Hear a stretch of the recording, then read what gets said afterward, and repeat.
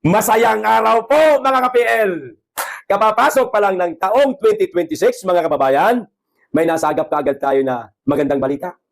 Good news po ito mga kababayan, lalong-lalo na po sa ating mga DDS na nagmamahal at nagsusuporta pa rin hanggang sa ngayon kay dating Pangulong Rodrigo Roa Duterte. Naglabas po di umano ng pahayag itong isang judge ng ICC mga kababayan. Mamaya, ibibigay ko po sa inyo ang buong pahayag nitong judge nga ng ICC. Basta ilagay nyo lang po sa isipan nyo, good news po ito. Hindi ho kayo masasaktan mga kababayan. At doon sa mga nangangako, nagsasabi na maggigilit daw sila ng kanilang liig, oras na mapauwi ng Pilipinas ang dating Pangulong Rodrigo Duterte, hala kayo. Kabahan na kayo. Ha? Mukhang magtatapos ang buhay nyo. Etong taong 2026, papipilitan yung gawin kasi ipinangako nyo, sinabi nyo sa publiko, na oras na makauwi ng Pilipinas si Duterte. Magigilit ako ng liig ko. O ngayon, humanap ka na ng kutsilyong matalim para sa isang ganon, tege ka kaagad. Eto, panoorin mo, Mr. Vlogger. Pero bago ko po simulan, mga kababayan, magkikisuyo po muna sa mga hindi pa po nakasubscribe.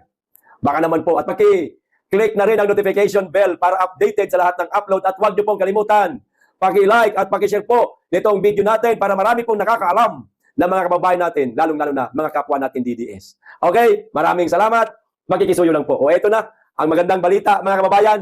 Good news po ito para sa ating lahat. I now authorize the International Trial Court to facilitate Rodrigo Roa Duterte's return to the Philippines in 2026 as a statement of support for the calls embodied in the signature campaign of the people under the banner Tay Kami Naman. I hereby acknowledge the signatures and collective appeal of the Filipino people. As we enter the year 2026, amnesty is hereby granted to Rodrigo Roa Duterte and his cohorts. I also wish to extend my warmest greetings for a very happy New Year to all. Sino daw ang may pahayag nito, mga kababayan? Si Judge Whitney Solome Balungi Tyson Bosa ng International Criminal Court, mga kababayan. Yan po ang kumakalat ngayon sa social media na kinagigiliwan po ng ating mga kapwa DDS, mga kababayan. Pero lilinawin ko ho, mga kababayan, para klaro ho tayo at para hindi po tayo masabihan na gumagawa ho tayo ng fake news para inisin, galitin itong mga taga-kabilang kampo, mga bangag vlogger, kumakalat ito ngayon sa social media. Kung totoo man ito, ayan, kung totoo man ito, ayan hindi ko sinasabing lehitimo ito. Kumakalat na So, pinagkaguluhan na ng ating mga kababayan. Maaaring may katotohanan ito, maaaring hindi. Pero, ako mga kababayan sabihin na lang natin, gawa-gawa lang ito. Sabihin na lang natin, malakas ang loob ko na makakauwi ng bansa si Pangulong Duterte sa taong ito, mga kababayan. Bakit? Sige, repasuhin po natin yung isa sa mga sinabi ng ICC. Ang sinabi po ng ICC, mga kababayan, meron na di umanong 300 mahigit na mga testigo dadalo, haharap sa gagawing pagdinig ng ICC, mga kababayan. Laban po yan sa dating Pangulong Rodrigo Duterte. Okay? Sila itong mga magpapatunay di umano na totoo ang nagawang kasalanan ng dating Pangulo. Ito nga tungkol nga sa war on drugs, mga kababayan. 300 mahigit yan. Pero, ang sabi po ng ICC, libo-libo. Kasi, gaya ng mga sinabi nitong nila Trillanes, isa si Trillanes na nagpunta sa ICC, mga kababayan, para siya mismo ang magsasabi sa ICC na totoo yung mga war on drugs ng dating Pangulong Duterte. Hindi po satisfied ang ICC sa 300 lamang na bilang. Na maaari pa nga mabawasan yan, mga kababayan Lalong-lalo na, yung 300 na yan, magkaroon ng kaunting takot. Siyempre, malapit na po ang 2028. Tatakbo po sa pagkapangulo si BP Inday Sara. Na, itong 300 na ito na magiging testigo di umano, laban sa dating Pangulong Duterte, maaaring ipatawag din ni BP Inday Sara kung sakasakaling siya na ang presidente ng Pilipinas para sa isang pagdinig. Di ba? mga kababayan, siguradong magkakaroon ng kaunting takot itong 300 katao na ito. So maaaring mabawasan pa po ito. Pwedeng bumaba sa 250 hanggang sa sagad na 200 na lang. Hindi yan ang hinahanap ng ICC na bilang para maging testigo laban sa dating Pangulong Duterte. Kundi kung ano ang nakalagay sa affidavit na isinumite nila doon sa ICC, libo-libo po ang nakalagay. Libo-libo. So expected ng ICC, libo-libo rin ang dadalo sa mga pagdinig na gagawin ng ICC laban sa ating dating Pangulong Duterte. Kaso 300 pa lang. Di ba guys sinabi po ng ICC, mga kababayan, na kung ganiring bilang lamang di umano ang dadalo at tetestigo laban sa dating Pangulong Duterte, hindi nila madidesisyonan na si Pangulong Duterte ay nakagawa nga ng pang-aabuso, pananakit, pagpatay noong panahong ipinatutupad niya ang war on drugs. Di ba, mga kababayan? Yan ang sabi ng ICC. So, dito sa binasa ko kanina, maaaring nagtagpo, mga kababayan, na pagtagpi-tagpi po natin. Noong nakaraang taon pa yun sinabi ng ICC 2025, mga November, December, mga ganun. Last week or second week yata ng November, sinabi ng ICC yun, na hindi sila satisfied doon sa 300 mahigit na katao ang dadalo sa pagdinig ng ICC. Kundi libo-libo. Doon na dismaya ang ICC. Kaya maaaring sa ngayon, nakapagdesisyon ang ICC na pauwiin na lang ng Pilipinas ang dating Pangulong Duterte. At ito nga yung binasa natin, mga kababayan. Di ba? Good news nga, no? Kung totoo ito. Pero yung isang sinabi ko kanina, na sinabi ng ICC na hindi sila satisfied doon sa 300 mahigit katao na titestigo laban sa dating Pangulo, lehitimo talaga yon. Galing talaga yun sa ICC, nabasa talaga natin yon. Mula yun sa kanilang website. Pero kung totoo ito, mga kababayan, magbunyi na ang DDS buong mundo. At magsipag-iyakan na ang lahat ng mga nagsasabing magigilit sila sa liig oras na makauwi ng Pilipinas si Tatay Digong. So anong gagawin ninyo? Tutuparin nyo yung sinabi nyo sa ating mga kababayan, mga bangag vlogger na magigilit kayo ng inyong liig oras na makauwi ng Pilipinas. Ayan, si Duterte. Magpa-public apology na kayo ngayon pa lang. Ako sa inyo, mag-public apology na lang kayo. Tanggapin nyo na lang yung kahihiyan. Kaysa naman sa masayang lang ang buhay ninyo. Di ba? Alang-alang sa pagsuporta nyo dyan sa presidente nyong bangag. Mag-public apology na lang kayo, guys. Huwag nyong sayangin ang buhay nyo. Huwag kayong matakot sa kahihiyan. Natural yan. Nagyabang kayo Yung yabang nyo na yon, tanggalin nyo na. Anong gagawin nyo? Mag-public apology. Ngayon, kung hindi nyo kayang mag-public apology dahil mapupuno kayo ng bashing, di gawin nyo yung pinangako nyo. Maghanap na kayo ng samurai. Berdugo. Nagigilit sa liig ninyo. Lagot kayo. Ayos! So, ito pa isang balita, mga kababayan. Itong tungkol naman po dito sa panibagong achievement na naman ito ni Marcos. Itong tungkol po sa kanyang approval ratings naman ito ngayon. Noong nakaraang buwan, Desyembre, nakaraang taon na rin. Yung tungkol po yung sa trust ratings ni Mr. President Bongbong Bangag Marcos. Di ba? Na lumagapag talaga. Negative 3%. Ngayon, eto, approval ratings, mga kababayan. Lagapak na naman si Bangag. Sino ang gumawa ng survey? Walang iba. Pulse Asia, mga kababayan. Eto sabi. Solid South pa rin. Ba, may question mark. Pero okay lang yan. Kaming taga Davao, alam namin yan. Kami mga taga Mindanao pala.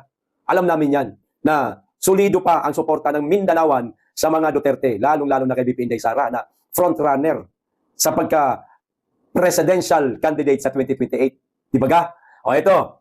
Tila solido pa rin ang suporta ng mga taga Mindanao para kay Vice President Sara Duterte kung pagbabatayan ang nakuha nitong 95% mga kababayan na approval ratings sa Desyembre 2025 ulat ng Bayan Survey ng Pulse Asia, mga kababayan.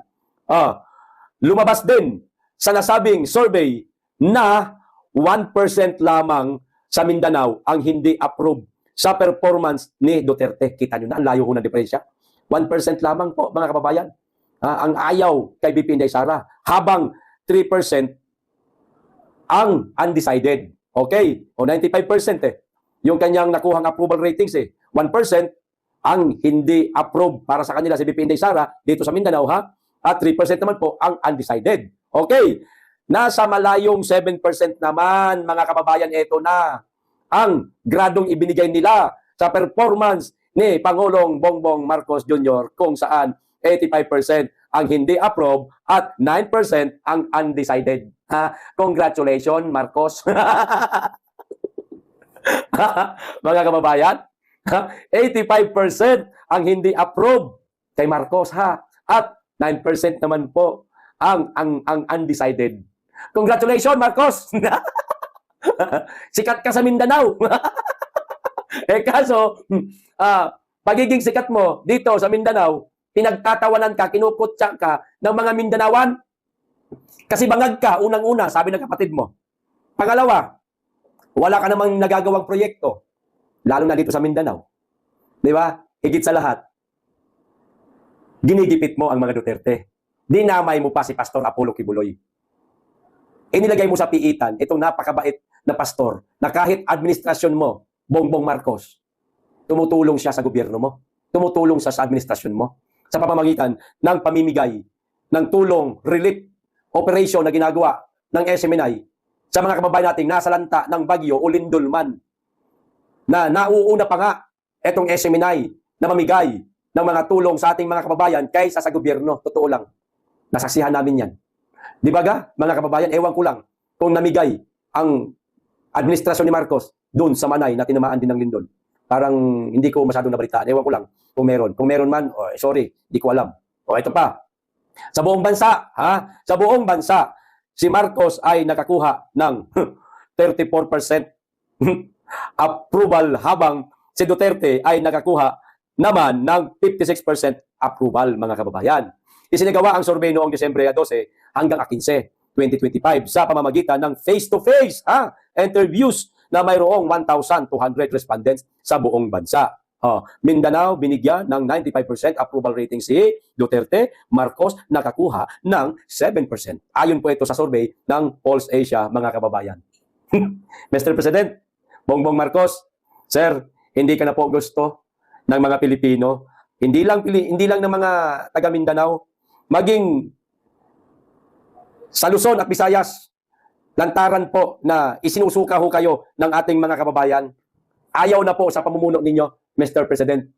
Baka pwedeng gamitin nyo na po ang salitang delikadesa para na lamang po ito sa apelyido nyong Marcos na ngayon ay nakakaladkad sa napakalalang anomalya na nangyayari sa ating bansa. Lalong-lalo na, Mr. President, makailang beses na po kayong idinawit nitong mga naging testigo sa Senate Blue Ribbon Committee. Walang iba kundi itong si Gutesa, no, Diskaya, Saldico. Di bagay kaladkad ang pangalan mo? Na ang sabi nga ni Saldico, Mr. President, siya daw po ang nagpapadala sa inyo ng mga mali-malitang pera. Meron din daw kayong 100 billion na insertion. Saan nyo po gagamitin yan? Wala naman kayong proyekto, mahiya naman kayo. Baka pwedeng nipis-nipisan nyo po ang mukha nyo, Mr. President Bongbong Marcos. Para, malay mo, baka tumaas pa ang ratings mo sa mga susunod pa na buwan. Etong taon na ito, first quarter, maglalabas na naman ng survey. Malay mo, baka umangat at gumanda ang record mo. Kapag ka naipakulong mo ang sarili mong pinsan.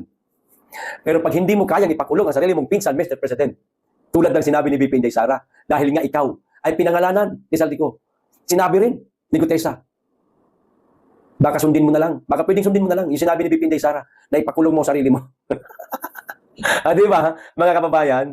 Siguradong sasaluduhan ka po ng ating mga kababayan, Mr. President, oras na ikaw mismo ang mag-step down. Magpapasalamat sa iyo ang publiko, ang sambayan ng Pilipino. Dahil sa wakas, nagkaroon ka rin ng delikadesa. Di ba? Sana lang naman. Kaso, ang tigas ng panga niyan Pag daw matigas ang panga, makapal rin daw ang muka, mga kababayan. Totoo ba yun? Kayo na lang po ang humusga. Ito pa isang balita. Tungkol naman po ito, mga kababayan, dito sa isang alkaldeng pabida. Alkaldeng napapanot na. Hindi na napapanot, nakakalbo na nga Kalbo na talaga.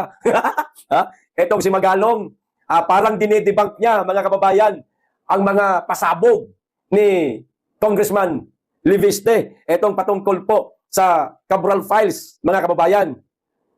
Parang dinidebunk niya. Yan ang pagkakaintindi ko rito. Yan, sa babasahin ko po. Ito ang sabi niya. Sabi ni Magalong to ha. Magalong, sabi niya ha, pareho ng kay Libiste ang hawak kong Cabral files. So, may hawak rin siya. Mayor Magalong. Maaaring may hawak po kayong files na nagmula rin kay Cabral. Bakit? Mayor Magalong, kaya mo bang isa-publiko yan? Ha? Kung may hawak kang Cabral files na katulad ng kay Congressman Leandro Libiste, langya, dinaig ka pa ng bata. Ilang taon ka na nga ba, sir? Senior ka na yata eh. Hindi ako sigurado. Pero sa tapang lang ang pag-uusapan, walang-wala ang tapang mo sa tapang ni Congressman Leandro Libiste. Ibinulatlat niya sa publiko ang Cabral files na hawak niya na nagmula mismo kay Cabral. Pero ikaw, may hawak ka rin, sabi mo eh, may hawak kang Cabral files eh. Bakit hindi mo ibinuyang-yang sa taong bayan na nahimik ka lang? Putragis na yan. Di ba? Pareho umano ng mga dokumentong isiniwalat ni Batangas 1st District Representative Leandro Libiste, ang hawak din ni Baguio City Mayor Benjamin Magalong ayon mismo sa alkalde. Sino may sabi? Mismo si Magalong. Yung hawak daw ngayon, ni Libiste at sa kanya, parehas. Cabral files daw yun. Bata ka ni Marcos eh. Ibubuyang-yang mo ba sa taong bayan yan? Sana, ganito, simple lang. Mayor Magalong, hawak mo Cabral files. Libiste, hawak na rin Cabral files. Para mapatunayan mo sa tao na mali ang mga sinabi ni Congressman Libiste, mag-page by page kayo. Kung ilang pahina, kung ilang pirasong papel ang hawak ni Congressman Libiste, di ganun din, maaari yung hawak mo. Sabi mo, parehas eh. Bakit hindi kayo humarap sa media? Dalawa kayo. Magpa-press con kayo. Magbilangan kayo ng mga papel na hawak ninyo. Yung mga dokumentong galing mismo kay Yusek Cabral. Kay Libiste, sa'yo. Libiste, sa'yo. Para maniwala kami na parehas kayong hawak ng mga dokumento. Malay ba namin kung dinidibang mo lang itong sinasabi ni Libiste? Di ba? Patunayan mo sa tao. Ibuyang-yang mo rin. Ipakita mo rin. Ganun na kasimple. Sa ulat, sinabi ni Mayor Magalong na nakuha niya ang naturang files noong siya ay nagsisilbi pa bilang Special Advisor ng Independent Commission for Infrastructure at unang inilabas ang mga ito sa isang interview ng Commission kay Yumaong DPWH Undersecretary Maria Catalina Cabral noong Setyembre. Ayon kay Magalong, agad umano siyang napansin ang matinding reaksyon ni Cabral nang makita ito o nito na hawak na niya ang parehong files. I have the same files, siguro second or third week of September ko nakuha. Yun, noong inilabas ko yan sa interview, nakita ko agad na nataranta siya, nanginig, inubo, humingi ng tubig, at hirap na hirap magpaliwanag. Alam kong pamilyar siya sa file na yun, ani Magalong. Sinabi rin ng alkalde na personal niyang ibinigay ang kopya ng naturang files kay DPWH Secretary Vince Dizon, gayon din sa iba pang mga komisyon ng ICC. Ibinigay mo kay Vince Dizon yung mga files na hawak mo, Mayor Magalong. Meron din naman sila niyan. Taga saan ba si Cabral? Taga DPWH. Naroon yung mga kagamitan niya, yung mga computer. Ibinigay mo pa. Hindi mo na lang ipinakita sa taong bayan. Ganyan kakaduwag. Pagdating sa mga dokumento na alam mong lihitimo, ipinakita mo sana sa tao, Mayor Magalong. Total, nagpabida-bida ka man dyan sa mga anomalya na yan tungkol sa flood control project, nakialam ka man, nakiimbestiga ka, naki-inspection ka, umabot ka pa nga ng Davao sa kaka-inspection sa mga flood control project na yan, pero hindi mo nagawang puntahan ang distrito ni Sandro Marcos. Bakit? Ano meron? Natatakot ka? Hawak mo na. Ibinigay mo pa sa DPWH. Maaaring meron kang kopya rin. Okay. Pero, lihitimo bang maituturing yan? Katulad ng kay Libiste na merong tatak na certified copy. Baka wala yang sa'yo, sir. Ikaw po ang lumalabas na nagsisinungaling. Oras na magharap kayong dalawa ni Libiste. Sana magharap kayo. Sabay kayong magpa-press con, ipakita ninyo sa publiko na totoong iisa lang ang hawak niyong Cabral files. No? Baka kulang yung sa'yo. Kumpleto yung kay Libiste. Di lumalabas pa rin na dinidebunk mo lang nga itong bagitong kongresista. At nagpapabida ka na naman. Mantakin nyo, mga kababayan, napakaraming mayor sa buong Pilipinas. Napakarami. Dapat nga, ang makialam dito si Mayor Baste Kasi acting mayor siya ngayon ng Davao City. Di ba? Dahil opposition siya. Kung maituturing, dapat nga si Mayor Baste ang sumasama sa mga inspeksyon na yan, sa mga anomalya di umanong flood control Pero hindi ginawa ni Baste. Sinong gumawa, mga kababayan? Si Magalong. Parehas lang sila ni Baste na alkalde din. Oh. Mayor Magalong. Bakit ka nakikialam? Mayor ka lang naman. Bakit ka sumasama sa Davao? Mayor ka lang naman. Mga congressman nga, hindi nga eh. Mga senador, wala nga eh. Mayor ka lang. Nagpapabida ka, nagpapasikat ka. Di ba? Sana, nagpapasikat ka na rin lang eh. Sana, ipinakita mo sa publiko yung hawak mong Cabral Files. Bakit ngayon ka lang nagsalita? Ngayon mo lang sinabi na meron kang hawak na Cabral Files na naglabas na ng mga dokumento si Congressman Leandro Leviste. Bakit ngayon ka lang nagsalita? Sir, tanong lang, hindi kaya napag-utusan ka ng kung sino man para i-debunk itong mga sinasabi ni Congressman Leandro Leviste tungkol sa Cabral Files na yan? Magkano po, sir? Nagtatanong lang po. Hindi ako nagpaparatang, ha? Kung meron man. At sino po ang nag-utos sa inyo, Mayor Magalong, na sabihin mong parehas kayo ng hawak na na mga dokumento ni Congressman Leandro Leviste, pero nanahimik ka. Hindi mo sinabi sa publiko na hawak mo pala ito. Oh, eto pa. Hindi ko alam sa kanya kung saan niya nakuha, pero looking at the numbers na pinapakita niya, I have the same files. Yan ang mga sinabi ni Mayor Magalong. Na para bagang, ewan ko sa kanya, saan niya, di ba? Maliwanag naman sinabi niya kanina. Ewan ko sa kanya, saan niya kinuha. O saan, hindi ko alam sa kanya kung saan niya nakuha. Yung tungkol din po yan sa files na hawak ngayon ni Leandro Leviste. Wala daw alam. Etong si Magalong kung saan nanggaling yung mga files ni tawag nito ni Leviste, kung totoo bang galing yun kay Cabral, mga kababayan. Hindi daw siya sigurado. So, alam nyo kasi ganito yan. Total, ganito, sinasabi ni Magalong na mali ko ba kung totoo yung sinasabi ni Leviste, kung saan niya nakuha yung mga files na yan. Basta, parehas kami ng files. Ganyan, medyo may katangahan din eh. Hindi niya alam kung saan nakuha ni Leviste, pero parehas daw sila ng files. Di po ba? Pagdating ng araw kasi niyan, pwede nang sabihin nila yan na, yung hawak ni Leviste, peke man yan, may dagdag yan.